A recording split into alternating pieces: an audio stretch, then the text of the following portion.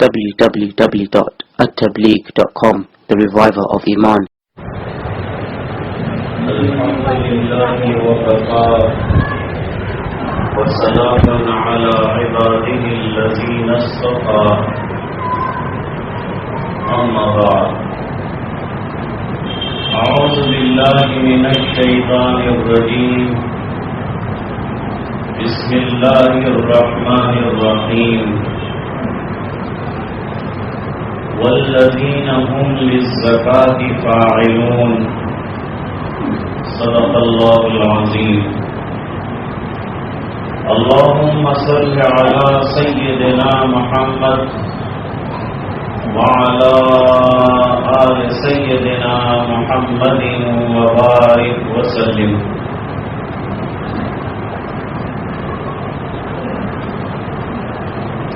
اٹھارہویں پارے میں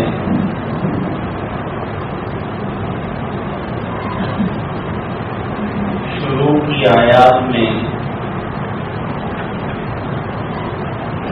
اس میں ایمان والے اور جنت میں جانے والے مومنین کے اوصاف بیان ہوئے ہیں.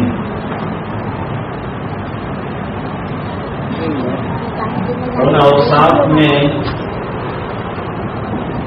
ایک وصف کو بیان فرمایا ہے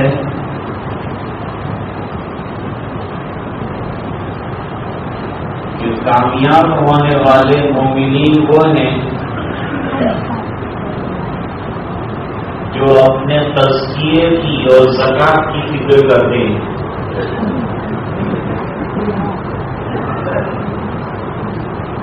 زکات کا لفظ عربی ہے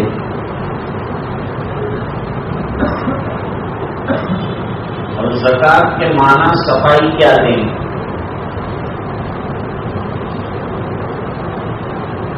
تو جو زکات ادا کرتا ہے اپنے مال کی، وہ گویا اپنے مال کو صاف کرتا ہے، پاک کرتا ہے، اس کے میل کچیل کو نکال دیتا ہے. اس لیے حدیثوں میں فضیلت بیان فرمائی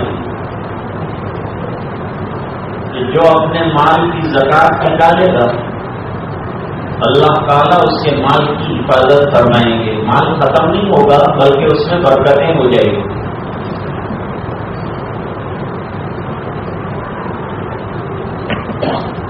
اس وجہ سے زکات گویا کہ میل کچیل ہے ہمارے مال کا، جو لوگوں کو دے دینا ہے، غربا کو دے دینا ہے، ضرورت مندوں کو دے دینا ہے.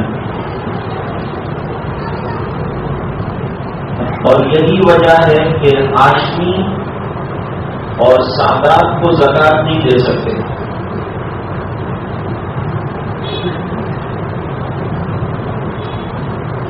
صرف مفتی مہدی حسن صاحب رحمۃ اللہ علیہ نے اس کی اجازت دی کہ آج کل لوگ جو ہیں للہ مال نکالتے ہی، تو جو غریب سادات ہیں وہ بالکل محروم رہ جاتے ہیں. اس بنا پر ان کو زکات میں سے دیا جائے، لیکن یہ ان کا انفرادی فتویٰ ہے. فرمایا اللہ کے یہاں میں جواب دے دوں گا. ورنہ عام فتویٰ یہ ہے کہ ہاشمی اور سادات کو زکات کا مال نہ دیا جائے، ان کو بہترین مال دیا جائے، کیونکہ یہ میل کچیل ہے. اور کیا آل رسول کو میل کچیل کھلایا جائے گا؟ اس بنا پر فرمایا کہ ان کو اپنے اچھے اموال میں سے ہیلپ کریں، مدد کریں. اس لیے زکات نکالنے میں کنجوسی اور بخل سے کام نہیں لینا چاہیے.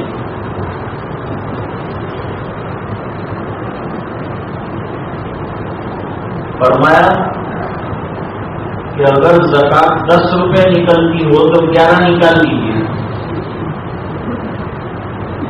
کیونکہ اگر زکات کا مال آپ کے مال میں رہ گیا تو یہ سب مال کے بگاڑ کا سبب بنے گا. اس لیے زیادہ تو نکالو، کم مت نکالو. ہمارے مفتی لاجپوری صاحب رحمۃ اللہ علیہ اس کا اہتمام فرماتے تھے، اور گھر کے جو ایکسٹرا ساز و سامان ہے اس کا بھی حساب نکالتے تھے اور اس کی بھی زکات نکالتے تھے۔ بہرحال زکات کا نکالنا سال میں ایک مرتبہ یہ مال کی حفاظت کا ذریعہ ہے اور غربا کی مدد کا ذریعہ ہے اور اپنی مال کے بچنے کا ایک راستہ ہے۔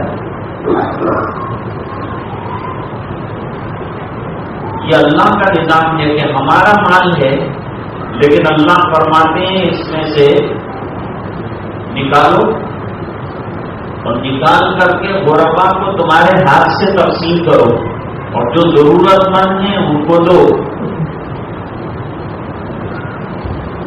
اگر معاشرے میں زکات نکالنے کا پورا نظام برقرار ہو جائے اسلامی نقطۂ نظر سے، تو یہ مسجد کے دروازوں پر جو بھیک منگے نظر آتے ہیں وہ بھی نظر نہ آئے۔ اگر مرتب نظام زکات کا ہو جائے، ایک تو یہ ظاہری زکات ہے جو مال کی نکالی جاتی ہے تو مال پاکیزہ ہو جاتا ہے، ایک ہے تزکیہ اپنے باطن کا، اپنے اندرون کا، کہ اندر کے بگاڑ نکالے جائیں، دل کو پاک کیا جائے، دل کو صاف کیا جائے، دل کی اصلاح کی جائے۔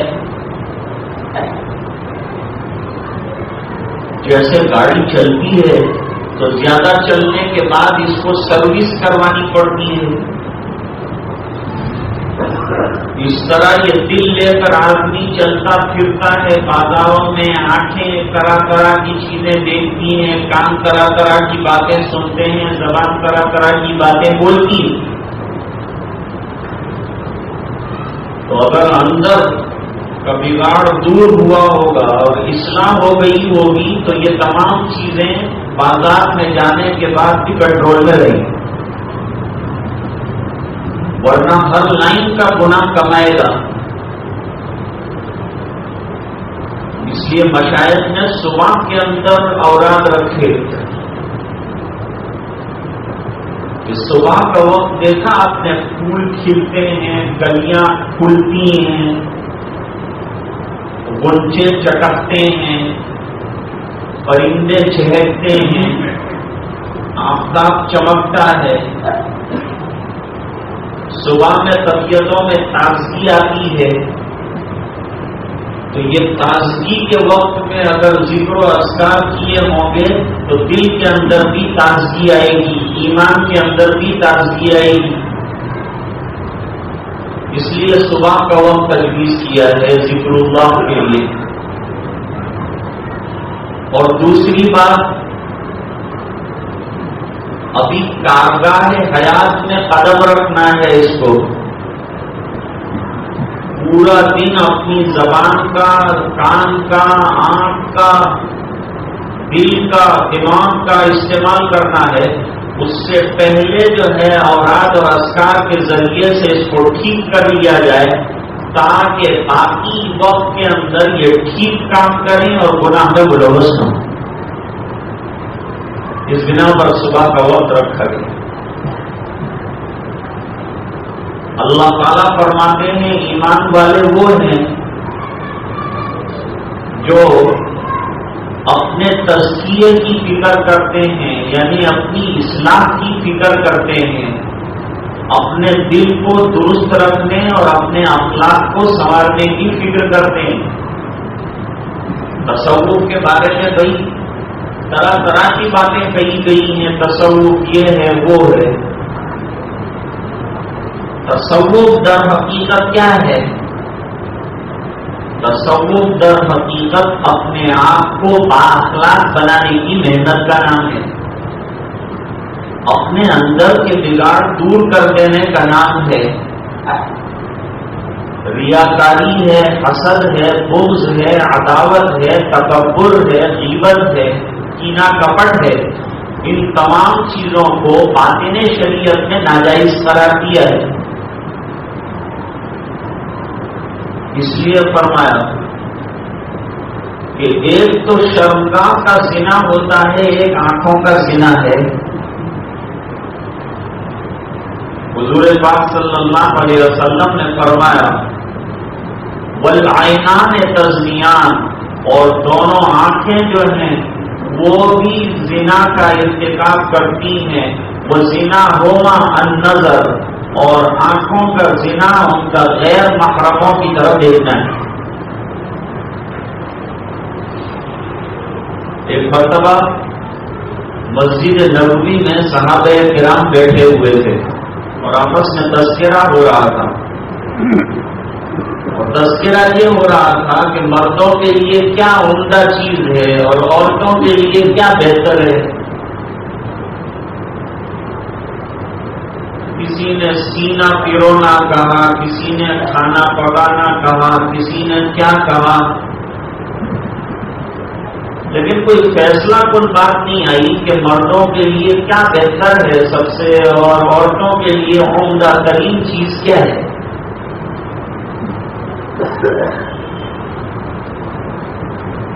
حضرت علی رضی اللہ تعالیٰ عنہ گھر پہنچے تو حضرت فاطمہ الزہرا رضی اللہ تعالیٰ عنہ نے سوال کیا کہ آج آپ فکر مند نظر آتے ہیں، کیا بات؟ فرمایا کہ مسجد میں ایک بحث چھڑ گئی تھی، مرد اچھا کون سا، عورت کون سی بہتر۔ فرمایا اس میں سوچنے والی کوئی بات ہی نہیں ہے، یہ تو بہت آسان مسئلہ ہے۔ حضرت علی نے فرمایا اس پر تو وہاں لمبی بحث ہوئی، تم کہتی ہو آسان ہے؟ کہا بالکل آسان ہے۔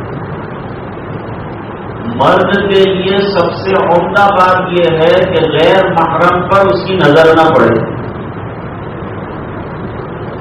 اور عورت کے لیے عمدہ یہ ہے کہ غیر محرم مرد پر اس کی نظر نہ پڑے۔ مرد کی نگاہیں پاک ہوں، نگاہوں کا تزکیہ ہو چکا ہو، ایسا مرد بہتر ہے۔ تو آنکھوں کا تزکیہ اگر ہو جاتا ہے تو آدمی آنکھوں کے گناہ سے بچ جاتا ہے، اور جب زبان کا تزکیہ ہو جاتا ہے، اور اصل چیز تو دل ہے، دل میں اصلاح اگر آئے گی تو یہ تمام اعضاء جو ہیں ان میں بھی اصلاح پذیر ہی نظر آئے گی۔ دل کی اصلاح اللہ والے کرتے ہیں جس کے نتیجے میں زبان صحیح چلتی ہے، کان اچھی باتیں سنتے ہیں اور بری باتیں سننے سے پرہیز کرتے ہیں، غیبت سے پرہیز کرتے ہیں۔ تو اپنی اصلاح کی فکر کرنا۔ آپ ایک شاندار گاڑی لے کے آئے، شو روم سے آپ نے نکالی، طرح طرح کے اس کے فیچرز ہیں، طرح طرح کی اس میں خوبیاں ہیں اور کمالات ہیں۔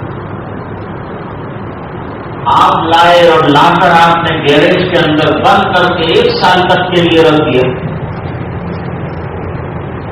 1 سال کے بعد آپ چابی لگائیں، یہ گاڑی نہیں چلے گی، اس کو زنگ لگ چکا ہے۔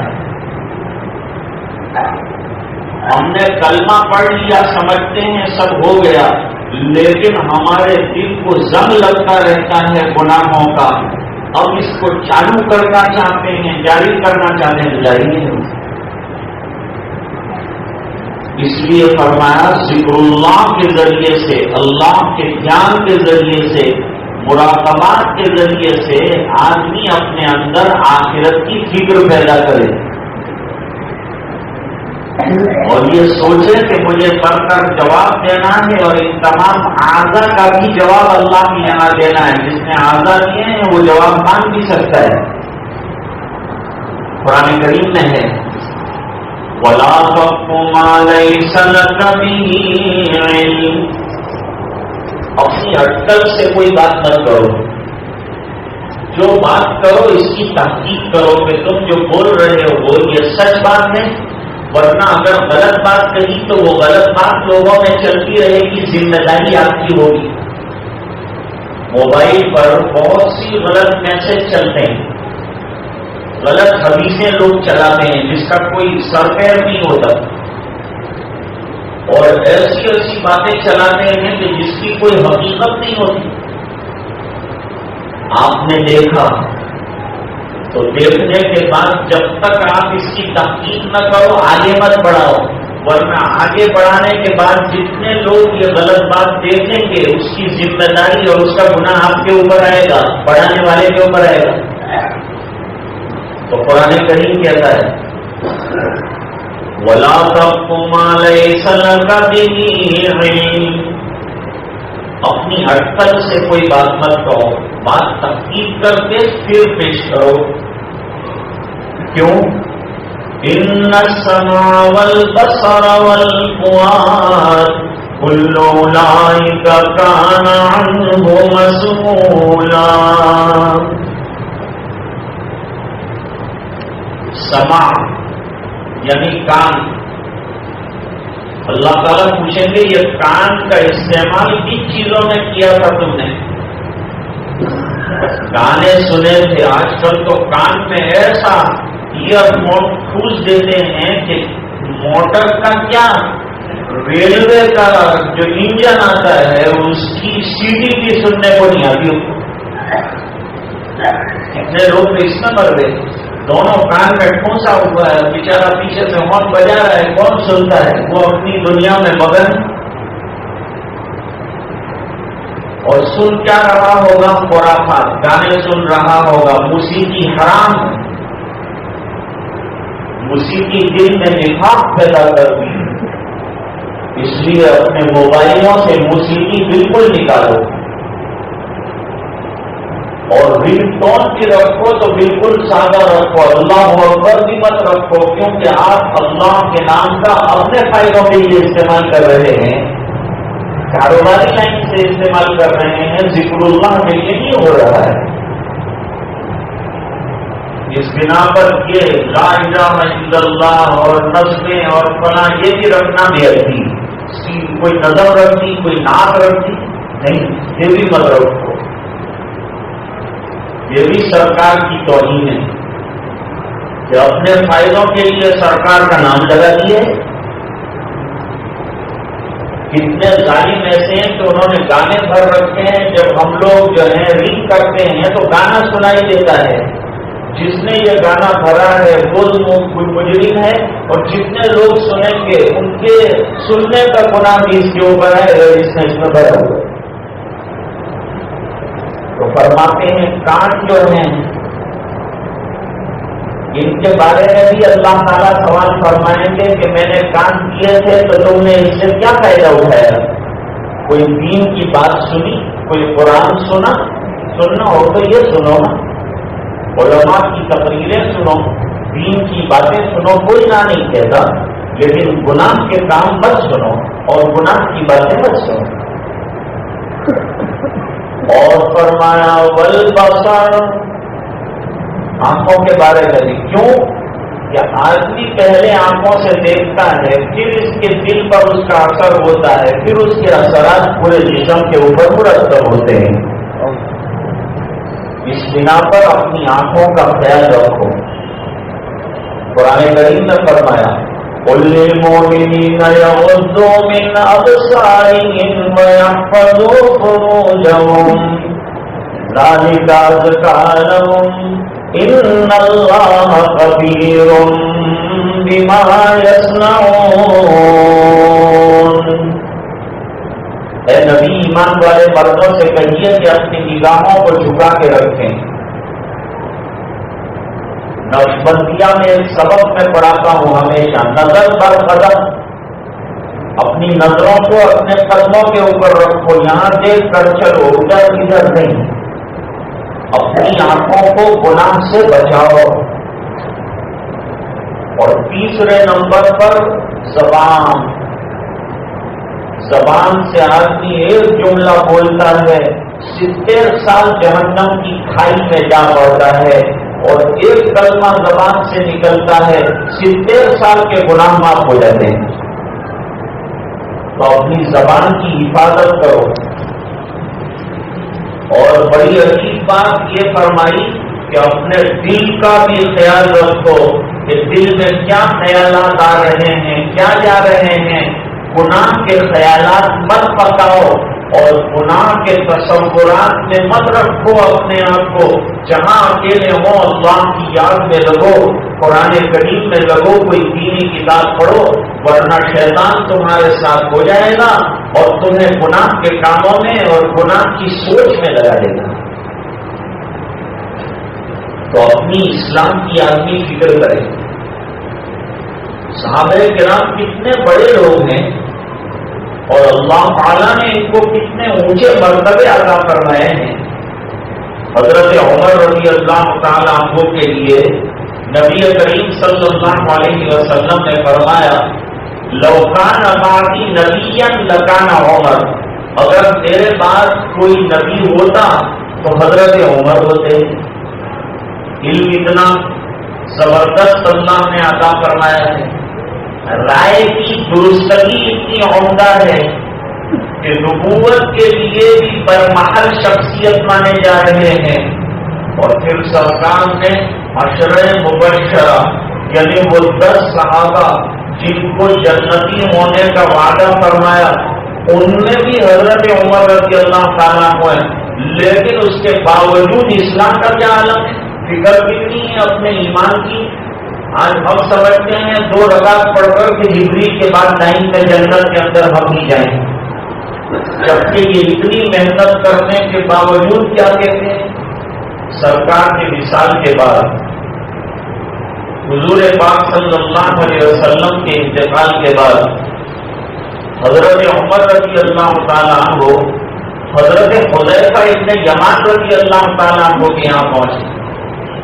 یہ بڑے جلیل القدر صحابی اور حضرت حذیفہ ابن یمان کو صاحب سر رسول اللہ صلی اللہ علیہ وسلم کہا جاتا ہے. آپ صلی اللہ علیہ وسلم کے رازدار ہیں. بہت سی راز کی باتیں حضرت حذیفہ رضی اللہ تعالیٰ عنہ نے سرکار سے معلوم کی ہیں اور آپ صلی اللہ علیہ وسلم سے اس کو حاصل کیا ہے تاکہ ان تمام چیزوں سے اپنے آپ کو بچایا جا سکے. تو حضرت عمر رضی اللہ تعالیٰ وہ ایک دن حضرت حذیفہ کے پاس پہنچے اور پہنچ کر کہا کہ ایک سوال پوچھنے آیا ہوں. یہ بتاؤ حذیفہ کہ تمہارے پاس جو فہرست ہے منافقوں کی، سرکار نے بتائی تھی آپ کو منافقین کی فہرست، یہ منافقین کی فہرست میں کہیں میرا نام تو نہیں ہے؟ کتنے بڑے صحابی ہیں، کتنا اونچا درجہ ہے، جنت کی بشارت ہے.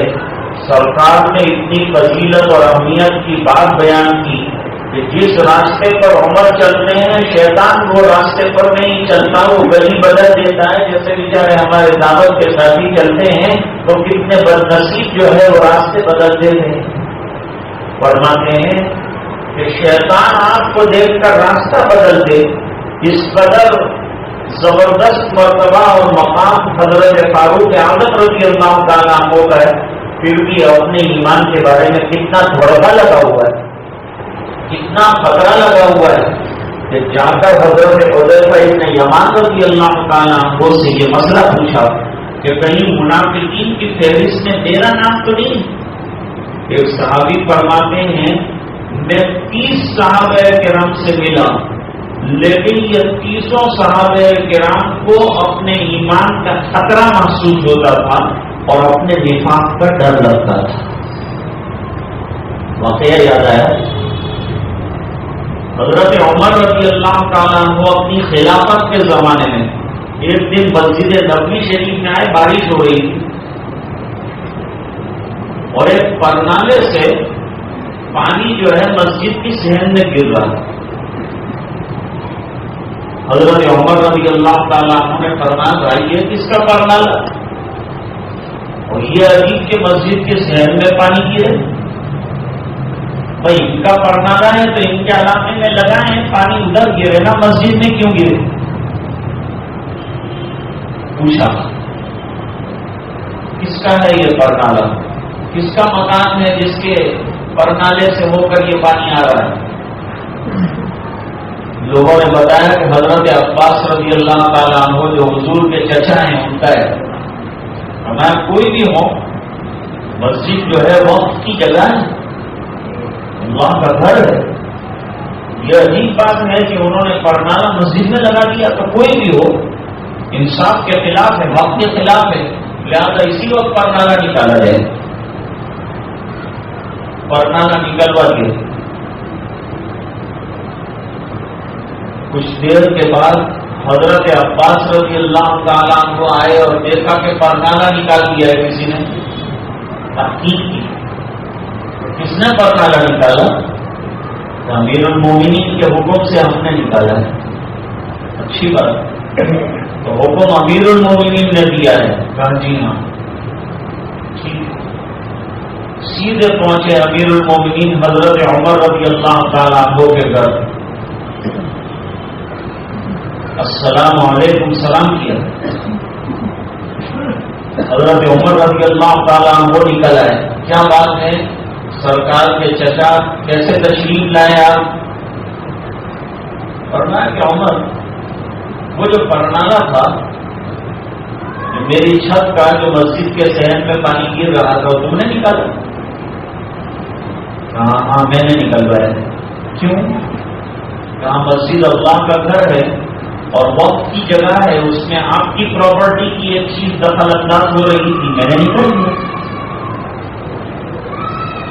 تو حضرت عباس رضی اللہ تعالیٰ عنہ نے حضرت عمر رضی اللہ تعالیٰ عنہ سے سوال کیا کہ آپ نے یہ پرنالہ نکالتے وقت یہ پوچھا تھا کسی سے کہ یہ پرنالہ لگایا کس نے، لگوایا کس نے، یہ پوچھا؟ کہا نہیں، یہ پوچھنے کی ضرورت محسوس نہیں ہوئی تو نہیں پوچھا. اور میں مجھ سے سنو، یہ پرنالہ میں نے حضور کی اجازت سے لگایا. نبی نے کہا تھا کہ یہاں لگا دو پرنالہ، تو حضور کے زمانے میں بھی پانی گرا وہاں تو اعتراض نہیں کیا. تو آپ کو کیا حق بنتا تھا کہ آپ نے وہاں سے جو ہے پرنالہ نکال دیا؟ سناٹے میں آ گئے. حالانکہ اتنا غصہ ہے کہ حضرت عمر رضی اللہ عنہ کے سامنے بولنا مشکل، لیکن اصلاح کی فکر کتنی ہے. فوری طور پر کہا کہ عباس سچ کہو کہ سرکار نے اجازت دی تھی آپ کو پرنالہ لگانے کی. کہا بالکل، سرکار نے اجازت دی تھی کہ یہ پرنالہ یہاں لگایا جائے. فرمایا عمر پھر تو رسول کو منہ دکھانے کے قابل نہیں رہے گا. اور یہ بات تمہاری بالکل درست ہے کہ جو چیز سرکار کے ہاتھوں لگی ہوئی ہے، سرکار نے کھڑے رہ کر وہ پرنالہ مجھ سے لگوایا تھا. حضرت عباس نے کہا میرا کوئی حق نہیں بنتا کہ میں اس کو نکالوں. میں امیر المومنین اپنی جگہ، حاکم اپنی جگہ. حاکم کا دماغ کتنا گرم ہوتا ہے، جو حاکم نہیں ہے ان کے دماغ گرم نہیں. تو حاکم کا دماغ تو پوچھے ہی مت کہ کتنے آسمان پر ہوتا ہے. ذرا سا کوٹ والا اور پولیس والا جو چوکی پر کھڑا ہوتا ہے اس کا دماغ 7ویں آسمان پہ ہوتا ہے. حالانکہ اس کے قبضے میں کچھ بھی نہیں ہوتا، آتے جاتے آدمی کر کے لے کے جاتا ہے. تو اس کے باوجود جو ہے وہ اپنے آپ کو اتنا بڑا سمجھتا ہے. وردی پہنی ہے اس نے خاکی، تو سمجھتا ہے میں کچھ ہوں. بس حضرت عمر رضی اللہ تعالیٰ عنہ نے پہلے تو معافی مانگی کہ مجھے معاف کر دو، مجھے سرکار کا لگایا ہوا پرنالہ نکالنے کا کوئی حق نہیں، مجھے معاف کر دو عباس، اور میرے اوپر رحم کرو. رحم کیا کروں؟ فرمایا کہ میں جھک جاتا ہوں، میری کمر پر آپ کھڑے ہو جاؤ اور پرنالہ جہاں لگا تھا وہاں لگا دو. نہیں کہا میں تو خالی آپ کو بتانا چاہتا تھا، میں پرنالہ نہیں لگاؤں گا کیونکہ آپ کے منشے کے خلاف ہے، میں پرنالہ نہیں لگاؤں گا. لیکن میں نے صرف آپ کو یہ بتایا کہ سرکار کے ہاتھوں کا یا سرکار کی اجازت سے لگا ہوا پرنالہ تھا. فرمایا تم میرے اوپر رحم کرو، قیامت کے دن جواب دینے کے لائق رکھو. درجہ کیا ہے؟ روایتوں میں آتا ہے کہ سرکار کو ایک رات جنت کی سیر کرائی گئی تو ایک بہت بڑا محل دیکھا. پوچھا یہ محل کس کا ہے؟ جواب دیا عمر کا ہے۔ تو حضرت عمر کا محل تو سرکار جنت میں دیکھ کے آئے ہیں، اتنا جنت کا فٹنگ ہے۔ ایسا صاحب بھی اگر کوئی دیکھ لے کہ میرا جنت کے اندر بہت بڑا محل ہے، تو ایک ٹائم کی نماز میں آپ کو کیسا نماز نہیں پڑے گا کہ جنت میں محل مل گیا، ابھی نماز کا نہیں پڑھنی،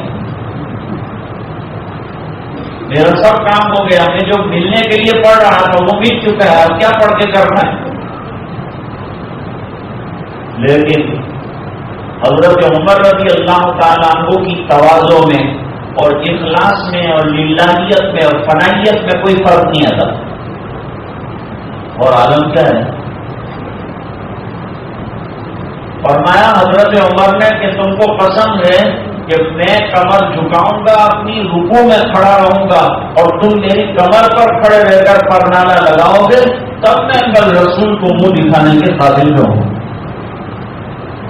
یہ عالم ہے، اپنی اصلاح کی کتنی فکر ہے کہ کہیں یہ سوال کر لیا کہ حاکم بنے تو تم نے بس جو دل میں آیا کام جاری کر دی۔ حضرت ابو ہریرہ رضی اللہ تعالیٰ عنہ کو ایک جگہ کا گورنر بنایا گیا،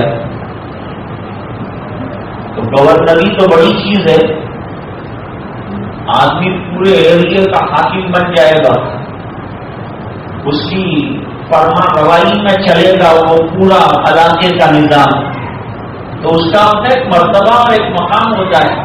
لیکن ابو ہریرہ رضی اللہ تعالیٰ عنہ کو اسی شہر کے بازار میں سے لکڑیوں کا گٹھڑ سر پر اٹھا کر لے جاتے ہوئے لوگوں نے دیکھا، سر پر گٹھڑی رکھی ہوئی لکڑیوں کی جنگل سے کاٹ کے لائیں، ضرورت کچھ بھی نہیں ہے۔ ارے امیر المومنین آپ نے ایسا کیوں کیا؟ یہ سر پہ گٹھڑ اٹھا کے کیوں لائے؟ فرمایا میں علاج کر رہا ہوں اپنا، میرا دل حاکمیت کی وجہ سے کہیں مچل نہ جائے، اس میں گھمنڈ پیدا نہ ہو جائے، اس میں غرور پیدا نہ ہو جائے، اس بنا پر میں یہ گٹھڑیاں سر پہ اٹھا کے بازار کے بیچ میں سے جا رہا ہوں کہ دل بڑا ہو رہا ہو اور بڑائی آ رہی ہو تو اس کا علاج ہو جائے۔ یہ علاج کر رہے ہیں۔ اور ایک چھوٹے سے واقعے پر بات ختم کریں گے۔ حضرت مولانا اسماعیل شہید رحمت اللہ علیہ یہ بہت بڑے عالم ہیں، اللہ نے علم میں عجیب ملکہ، عجیب مرتبہ اور مقام عطا فرمایا تھا۔ حضرت مولانا اسماعیل شہید رحمت اللہ علیہ معقول اور منقول کے بڑے زبردست عالم ہیں۔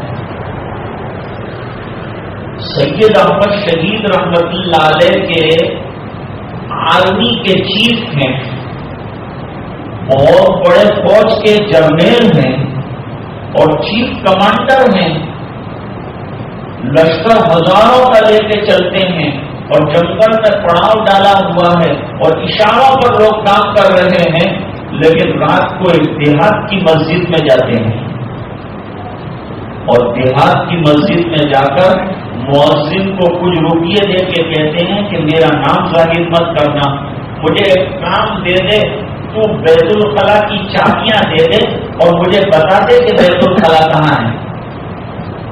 حضرت آپ کو قضائے حاجت کے لیے جانا ہے؟ فرمایا نہیں، مجھے بیت الخلا صاف کرنا ہے، جہاں مسلمان قضائے حاجت کرتے ہیں وہ جگہیں صاف کرنی ہیں۔ حضرت آپ کا مرتبہ اور مقام فرمایا، یہ مقام جو ہے نا اسی نے مجھے اس پر مجبور کیا ہے کہ میں اپنی اصلاح کروں، کیونکہ یہ مقام میں کہیں میرا دل بگڑ نہ جائے، میرے اندر تکبر نہ پیدا ہو جائے، میرے اندر کہیں بڑائی اور گھمنڈ نہ آ جائے، اس بنا پر میں اپنی اصلاح کر رہا ہوں۔ اور تو کسی کو یہ بات بتانا مت۔ پوری رات بیت الخلا صاف کرتے ہوئے فرماتے تھے کہ اسماعیل، اگر تو چیف کمانڈر ہے تو تیری حیثیت یہ بھی نہیں ہے، تجھے تو بیت الخلا دھونے کی اجازت بھی مؤذن نہ دیتا، یہ کرم ہو گیا اللہ کا کہ اس نے کم سے کم دھونے کی اجازت تیرے کو دے دی، تو اصل میں یہ کام کر تھا۔ یہ بات الگ ہے کہ اللہ تجھ سے وہ کام بھی لے رہا ہے۔ تو دوستو، اصل چیز جو ہے تصوف کس کو کہتے ہیں؟ بعض لوگ سمجھتے ہیں کہ لمبے چوڑے مراقبے، لمبے چوڑے اذکار، اور دل اندر سے بگڑا ہوا ہے تو مراقبے سے بھی کیا ہوگا؟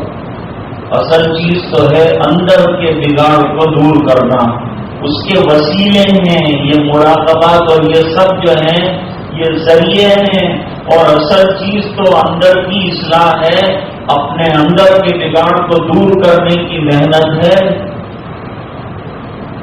اس لیے اللہ تعالیٰ فرماتے ہیں کہ ایمان والے اندر کی اصلاح کی فکر کرتے ہیں، اپنے اندر کا بگاڑ دور ہو جائے اس کی فکر میں رہتے ہیں۔ صحابہ کرام اتنے اونچے مقامات پر فائز ہونے کے باوجود اپنی اصلاح کی فکر کرتے ہیں، تو ہم جیسے گرے پڑے لوگ جو ہر وقت چاروں طرف کے گناہوں میں لگے ہوئے ہیں اور ہر طرف سے گناہوں میں پھنسے ہوئے ہیں، ان کو اپنی اصلاح کی کتنی فکر کرنی چاہیے، کتنی توجہ دینی چاہیے، کتنا خیال کرنا چاہیے۔ اس لیے مجالس جو قائم ہوتی ہیں یہ اسی لیے قائم ہوتی ہیں کہ ہم اپنے اندر کی فکر کرنے والے بنیں اور اپنے اخلاق کو درست کرنے والے بنیں اور اپنا تزکیہ کریں۔ اور تزکیے کا معنی میں نے بتلایا کہ اندر کے برے اخلاق کو نکال کے پھینکنا اور اچھے اخلاق کو اندر پوشت کرنا، اندر جمانا۔ اور ظاہری بات ہے کہ خود اچھے اخلاق آتے نہیں، برے اخلاق نکل نہیں جاتے، اس کے لیے محنت کرنی پڑتی ہے۔ محنت کرانے والا چاہیے جو بتائے کہ آپ کے اندر یہ بگاڑ ہے، آپ کے اندر یہ خرابی ہے۔ جب ڈاکٹر بتاتا ہے کہ آپ میں یہ برائی ہے، یہ خرابی ہے، یہ بیماری ہے، تو آدمی علاج کرتا ہے۔ اسی طرح باطن کا ڈاکٹر بتائے گا کہ تیرے اندر یہ بیماری ہے، یہ علاج ہے۔ علامہ شبلی رحمت اللہ علیہ کے پاس کوئی آیا اور حضرت شبلی سے یہ کہنے لگا کہ حضرت میں بہت ذکر کرتا ہوں، بہت کچھ کرتا ہوں، لیکن فائدہ کوئی نظر نہیں آتا۔ حضرت نے توجہ فرمائی تو پتہ چلا کہ اس کو فائدہ اس لیے نہیں ہوتا کہ اس کے دل میں بڑائی اور تکبر بہت ہے اور اس کا علاج کرنے کی ضرورت ہے۔ تو حضرت نے ایک علاج بتایا، بڑا عجیب علاج بتایا۔ یوں فرمایا کہ ایک بڑا ٹوکرا لے لے اور اس کے اندر اخروٹ بھر دے اور دور ایک محلہ ہو وہاں چلا جائے اور اخروٹ کا ٹوکرا نیچے رکھ دے اور اعلان کر دے کہ جو بھی ایک اخروٹ لے گا وہ مجھے ایک تماچا مارتا جائے گا۔ اخروٹ لو، مجھے تماچا مارو، آگے روانہ ہو جاؤ۔ جو بھی اخروٹ لے گا مجھے ایک تماچا مارے گا، اس کو میں ایک اخروٹ دوں گا۔ اس نے کہا اللہ اکبر، اخروٹ دینا اور تماچے کھانا، پڑھنا تیری اصلاح اسی میں ہے۔ اللہ اکبر تو بہت بڑا جملہ ہے، اس سے کیا کا کیا ہو جاتا ہے، لیکن تو اللہ اکبر بول کر تصوف کا کافر بنا، اس بنا پر کہ تو نے اللہ اکبر جو بولا ہے وہ اللہ کی عظمت پر نہیں بولا، اپنی عظمت پر بولا ہے کہ میں بڑا عظیم آدمی ہوں اور میں اخروٹ دے کے مار کھاؤں گا۔ اللہ والے اس طرح اصلاح کرتے ہیں، بیماریوں کو دیکھتے ہیں اور پھر بیماریوں کا علاج ضرورتوں کے اعتبار سے کرتے ہیں۔ ہمارے حضرت مولانا اشرف علی صاحب تھانوی رحمۃ اللہ علیہ فرماتے ہیں ہم نے تصوف کو چلتے پھرتے کرنے کے لیے آسان کر دیا، ورنہ پہلے کونے میں بٹھا دیتے تھے اور کہتے تھے ابتدا میں جو آیا ہے اس کو کہ اس میں ذات کا ورد کرو 1,00,000 دفعہ، 10 لاکھ دفعہ۔ آدمی کے ہونٹ سوکھ جاتے تھے، زبان لکڑا ہو جاتی تھی اور وہ اس میں ذات کا ورد جو ہے اس کے اندر لگا رہتا تھا۔ آج اللہ تعالیٰ نے آسان کر دیا، چلتے پھرتے مجالس قائم ہوتی ہیں، الحمدللہ آسان نسخے اور طریقے اللہ کی یاد کے، اپنی اصلاح کے، اپنے بگاڑ کو دور کرنے کے بتاتے ہیں۔ اللہ تعالیٰ ہمیں سمجھنے کی توفیق عطا فرمائے۔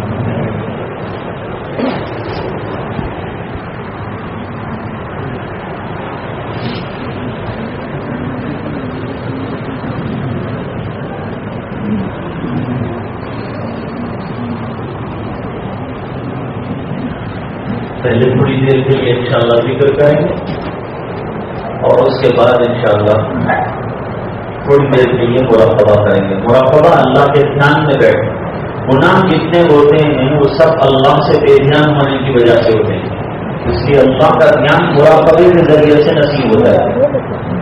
یہ دھیان آ جائے گا تو 2 نعمتیں نصیب ہوں گی، ایک تو یہ ہے کہ دھیان کی وجہ سے گناہ سے بچ جائے گا، دوسرا اللہ کا دھیان رہے گا تو نیکیوں کی طرف رغبت پیدا ہو جائے گی، شوق پیدا ہو جائے گا. تو یہ دو کام تو مراقبہ چند منٹوں کے لیے کریں گے انشاءاللہ. اس سے پہلے ذکر اللہ کریں گے، لا الہ الا اللہ کا ذکر کریں گے. افضل الذکر لا الہ الا اللہ. تیرے سوا معبود حقیقی کوئی نہیں ہے، کوئی نہیں، اور تیرے سوا موجود حقیقی کوئی نہیں ہے، کوئی نہیں. تیرے سوا مسجود حقیقی کوئی نہیں ہے، کوئی نہیں. اب دور میں بس قدم آخر ورد زبان میرے ملا.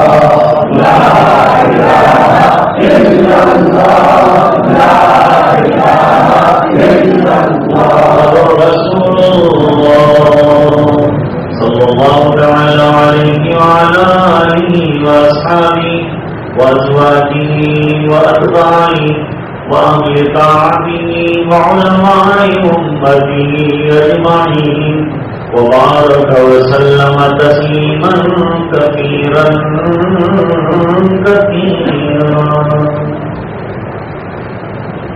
مراقبہ کریں گے تھوڑی دیر کے لیے. اللہ کی رحمت برس رہی ہے، تصور ہے، لگاتار تصور ہے.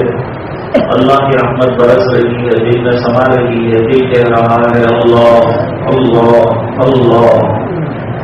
آنکھیں بند ہو، جسم میں نقل و حرکت نہ ہو، سر کو دل کی طرف ذرا سا جھکائیں اور لگاتار یہی تصور جاری رکھتے ہیں. اللہ کی رحمت برس رہی ہے، دل میں سما رہی ہے، دل اللہ اللہ اللہ کر رہا. ماں بہنیں بھی یہ مراقبہ کریں اور روزانہ پابندی سے فجر کی نماز سے پہلے یا نماز کے بعد تھوڑی دیر کے لیے ضرور کریں.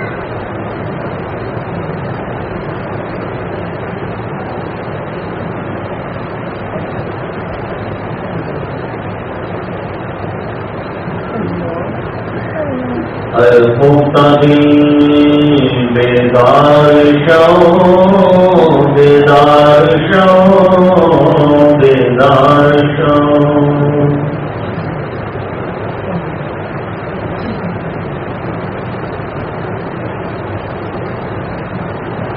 در ذکر حق مشغول شو مشغول شو مشغول شو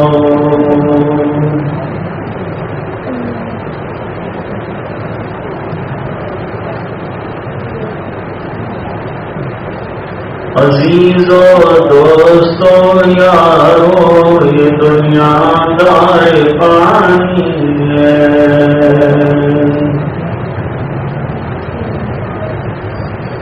دل سے مت لگاؤ تم لحد میں جا بنانی ہے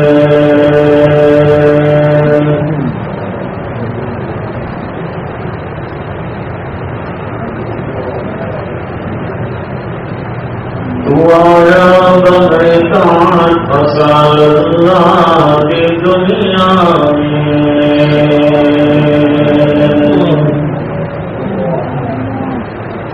بھائی کوئی گئی تیری کیسی نادانی ہے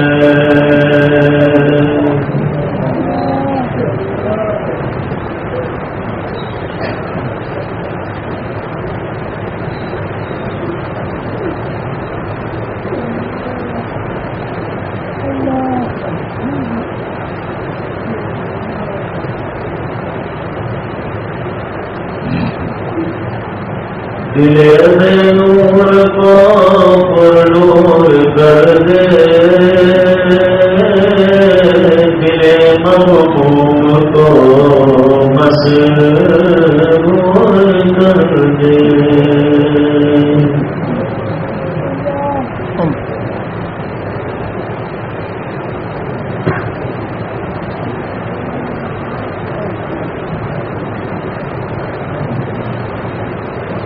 فروزہ دل میں شمع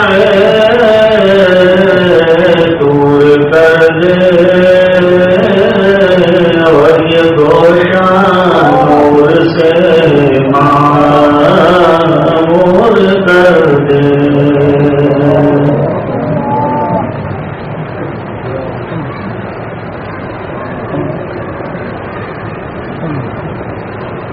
میرا ظاہر سمر جائے الہی میرے باطن کی ظلمت دور کر دے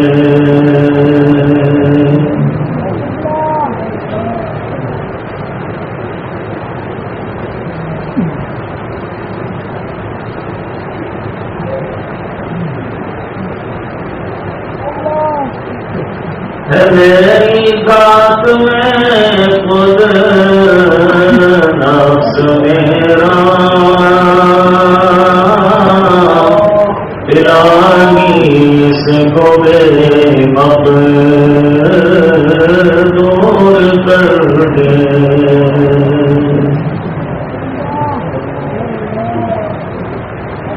جب مراقبہ کر رہے ہیں تو اس بات کو ضرور سوچنا چاہیے کہ آج تو مجھے کہا گیا اور میں نے اپنی آنکھوں کو بند کیا ہے اور ایک دن وہ آئے گا جب میری آنکھوں پر جسم پر کسی چیز پر میرا اختیار نہیں رہے گا، ختم ہو جائے گا، کٹے ہوئے درخت کی طرح ہو جاؤں گا۔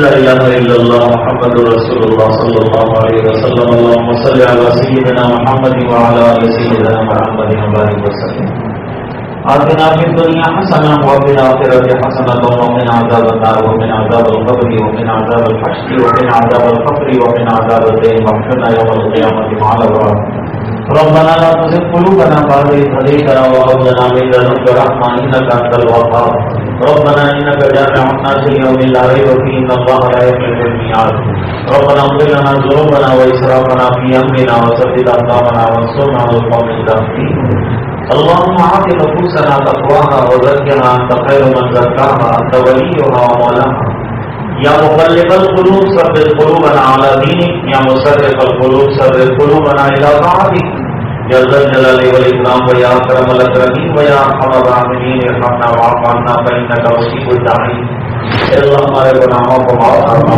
گناہیوں سے درگزر فرما اپنا فضل اور کرم شامل حال فرما اے اللہ ہمیں ذاکرانہ اور شاکرانہ زندگی عطا فرما اے اللہ عاصیانہ زندگی سے ہماری حفاظت فرما اے اللہ ہمارے دل کی بگاڑ دور فرما اے اللہ ظاہر اور باطن کی بگاڑ دور فرما اے اللہ زبان کے گناہوں سے حفاظت فرما اے اللہ آنکھ کان کے گناہوں سے حفاظت فرما اے اللہ شرمگاہوں کے حفاظت سے گناہوں سے حفاظت فرما اے اللہ ہمارے دل کے بگاڑ دور فرما اے اللہ ہمارے ظاہر اور باطن کی اصلاح فرما ہمیں شریعت مقدسہ کا پوری طرح سے پابند بنا دے نمازوں کا عاشق بنا دے تلاوت قرآن کا عادی بنا دے اے الہ العالمین ہمیں نیکیوں کی طرف دوڑنے والا بنا دے برائیاں اور معصیات سے اللہ اجتناب اور پرہیز کی توفیق صحیح عطا فرما اے الہ العالمین زندگی کا بہت بڑا حصہ نافرمانیوں میں اور تیرے احکام کو توڑنے میں گزار دیا اے اللہ باقی حصہ طاعت والا بنا دے